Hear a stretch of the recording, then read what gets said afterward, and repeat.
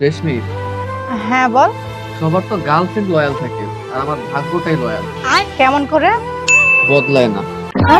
ছলো ছলো নয়নে। সাকসেসের পিছনে তুই এমন ভাবে পড়ে যা। কেমন ভাবে রে? যেভাবে তুই মেয়েদের পিছনে পড়িস। दुश्मन न करे दोस्त ने वो काम।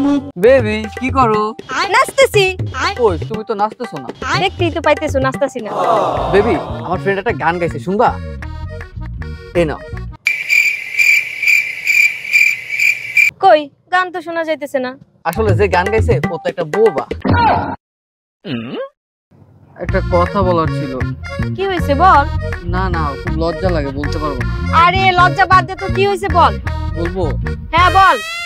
আমি তোর কাছে 5000 টাকা পাই না, ওই টাকাটা তো ফেরত দিসনি। এই তোর লজ্জা করলো না? মাত্র তো 5000 টাকা পা, সেই টাকা চাইতে আসছিস তুই, তাও আবার 5 বছর পর। লজ্জা শরম করলো না? আমি তো তোর বন্ধু হিসেবে 5000 টাকা 5 বছর আগে নিয়েছি, তাই বলে তোর চাইতে হবে 5 বছর পর? তুই এই টাকা নিয়েই পড়ে আছো, এই টাকা চিন্তা ভাবনা মাথা থেকে ঝাড়তে পারছ নাই। চি চি চি চি, বন্ধু নামের কলঙ্ক। আমি তো এই জন্যই বলতে চাইনি। একা দেখা করতে বললি, কি হয়েছে বল। দেখো তুমি অনেক ভালো, তোমার আচার ব্যবহারও ভালো, দেখতেও অনেক সুন্দর, কিন্তু না আমি তোমাকে বিয়ে করতে পারবো না। কিন্তু তুই তো আমার জীবনটা নষ্ট করে দিলি। কেন? তোর মতো এই চেহারার মানুষ যদি আমাকে রিজেক্ট করে, তাহলে আমাকে কে পছন্দ করবে? हे प्रभु हे हरि राम कृष्ण जगन्नाथ प्रेमानंद। সাব্বির, এডিট করতে পারিস রে? হ্যাঁ পারি। আমার ফিউচারটা একটু ব্রাইট করে দে না রে। ये सब क्या देखना पड़ रहा है?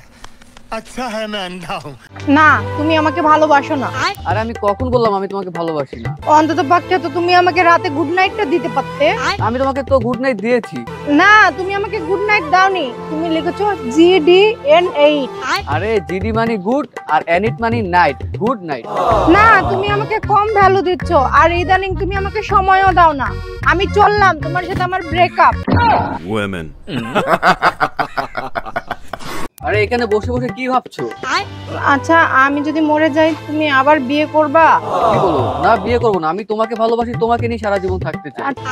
আমার শাড়িগুলো তুমি কি করবা? ওগুলো খুব যত্ন করে আমার কাছে রেখে দিব। আমার গয়নাগুলো তুমি কি করবা?